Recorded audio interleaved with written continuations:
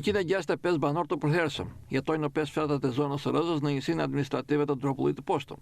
Komunikimi i banorëve, por edhe i punojshme në fabrikat që ushtrojnë aktivitet ekonomik në këtë zonë, me rrugën kombëtare Gjirokastër Kakavije, kryhej nëpërmjet urës së Glinës. Shirët e 21 nëntorit të vitit të kaluar sollën e dëmtimin e parë të urës së Glinës, e cila lidh 5 fshatet e Rëzës me Dropullin e Poshtëm. Kurse shirët e ditëve të fundit risollën një dëmtim, është dëmtuar rënd struktura ndërtimore e kësaj ure. Rreshtet e shiut dhe ujërat e lumit Drino kanë përkeqësuar situatën e strukturës ndërtimore të urës, duke detyruar drejtuesit e bashkisë të ndërmarrin masa drastike për të mbrojtur jetën e banorëve.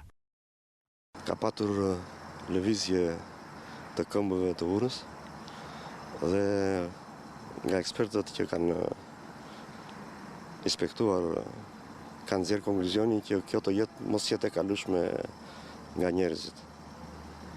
Ne si bashki, si polici bashkiake, kemi vendosur tabelat përkatëse që të mos kalojnë njerëzit. Kemi sinjalizuar, informuar edhe banorët e zonës dhe në vazhdim do shikojmë mënyrat se si mund të realizohet lëvizja e njerëzve.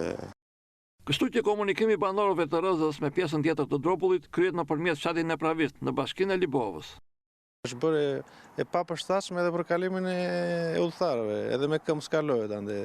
Dhe tani e vetmja rrugë që kalojmë në fshatrat e Rëzës është nga Nepravishta, vetëm ande kalojmë. Ne kërkojmë nga qeveria shqiptare që të na bëjë urën sa më shpejt po të mundet. Edhe nga të gjithë, nga kushdo faktor që mund të na ndihmojë, nga bashkia, nga mitropolia, nga qeveria.